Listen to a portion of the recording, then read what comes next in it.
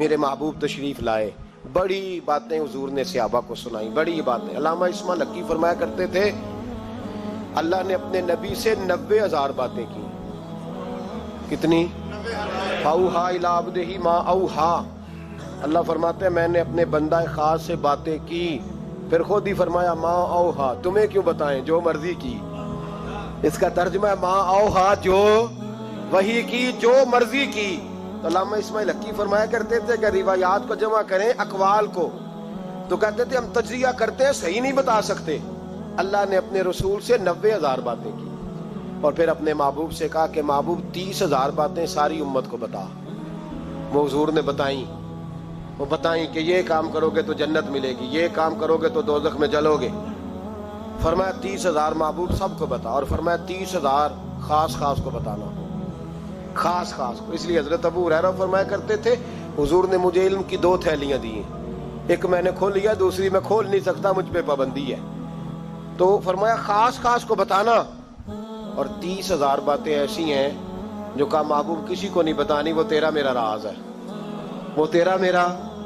بزرگ بڑے نیک تھے، ہمارا بڑا فائدہ کرتے تھے۔ علامہ اسماعیل حقی فرمایا کرتے تھے وہ جو اللہ رسول کا راز ہے نا، وہ بھی سمجھ لو ہمارا کوئی فائدہ ہی ہے، اس میں بھی جو کرم ہے وہ ہمارے لیے ہی ہے، اس میں جو خیر ہے اس میں امت کو ہی حصہ ملے گا۔ میرے محبوب پاک صلی اللہ تعالی علیہ وآلہ وسلم نے ان باتوں میں سے کچھ باتیں بتائیں۔ جب انسان پر محویت طاری ہوتی ہے نا، محویت، تو بہت ساری چیزیں وہ بھول جاتا ہے، بہت ساری چیزیں۔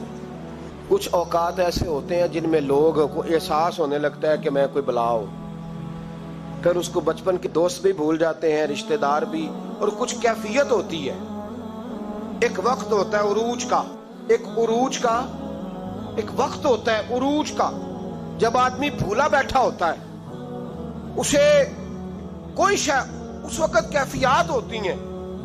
جس وقت کوئی عہدہ ملتا ہے، ہمیں پتہ ہے کہ جب کسی جماعت کا رزلٹ آیا کرتا تھا تو اس وقت صرف رزلٹ کا پتہ ہوتا تھا، پھر کسی اور چیز کی خبر نہیں ہوتی تھی۔ جب انسان کو کوئی عہدہ ملتا ہے تو اس وقت کسی اور چیز کی خبر، بعد میں ہر شے تھوڑی یاد آتی ہے۔ میرے رسول پاک علیہ الصلوۃ والسلام وہاں پہنچے جہاں کوئی پہنچنے کا تصور بھی نہیں کر سکتا، اس عہدے پہ جہاں کسی کے دل میں سوال بھی نہیں پیدا ہوتا۔ حضرت موسیٰ نے تو ایک تجلی دیکھی تو بے ہوش ہو گئے، اور حضور فرمانے لگے میرے دائیں بائیں تجلیاں ہی تجلیاں تھیں، نور ہی نور تھا، آگے پیچھے دائیں بائیں۔ اور فرمایا رب کریم نے مجھے اپنے حریم خاص میں بلایا، اور پھر میں نے اپنے رب کی حمد کی، اور میرے رب نے مجھ پہ درود بھیجا۔ اب محبوب فرمانے لگے بڑی باتیں ہوئیں، پھر رب کریم نے کہا او میرے محبوب کے غلاموں، یقین کرو ہم سب کا شکریہ ادا کرتے ہیں، ہم نبی پاک کا شکریہ اگر ادا کر نہیں نہ سکتے تو ہم کوشش بھی نہیں کرتے۔ اتنا تو ہونا کہ 200-400 بار درود شریف ہی روز پڑھ لیں۔ فرمایا رب کریم نے کہا محبوب کوئی بات، تو حضور فرماتے ان تجلیوں میں جہاں حضرت موسیٰ جیسے بے ہوش ہو گئے، مجھے بھولا نہیں۔ میں نے کہا مولا میری امت پہ رحم فرما، اے اللہ میری امت پہ۔ تو حضور فرماتے ہیں رب کریم نے کہا 70,000 بغیر حساب کتاب بخش دوں گا۔ میں نے کہا یا اللہ تھوڑے ہیں۔ فرمایا ہر رمضان کی رات میں 70,000 بخش دیا کروں گا۔ مولا تھوڑے ہیں، لیلۃ القدر آئے گی تو جتنے پیچھے بخشے ملا کے بخش دوں گا۔ یا اللہ تھوڑے۔ کوئی نہیں اتنا کسی کے لیے بحث کرتا، کوئی نہیں اتنا کسی کے لیے گفتگو کرتا۔ کون ہے بس ٹھیک ہے سفارش کر دی، میں نے ٹیلی فون کر دیا، مجھ سے جھکا نہیں جاتا، لوگ اتنا ہی کہتے ہیں۔ لیکن محبوب فرماتے ہیں میں نے عرض کی مولا زیادہ کر، تو کہتے رب کریم نے رحمت سے فرمایا، کہا محبوب چل سودا کر لے، آدھی امت کا میں حساب ہی نہیں لیتا، بغیر حساب کتاب بخش دوں گا، چل آدھی کا تو حساب کرنے دینا، آدھی کا۔ تو محبوب فرمانے لگے مولا تو ساری کا حساب کر، میرے ساتھ ایک وعدہ کر، مجھے سفارش کرنے کا حق دے، مجھے سفارش کرنے کا حق دے، میں سفارش کروں۔ عسیٰ ان یبعثک ربک مقاما محمودا۔ تو پھر رب کریم نے فرمایا محبوب جا میں تجھے مقام محمود عطا کروں گا، تو وہاں کھڑے ہو کے بات کرنا۔ میرے رسول فرماتے ہیں پھر وعدہ ہوا وَلَسَوْفَ يُعْطِيكَ رَبُّكَ فَتَرْضَىٰ، محبوب رب آپ کو اتنا دے گا کہ آپ راضی ہو جائیں گے۔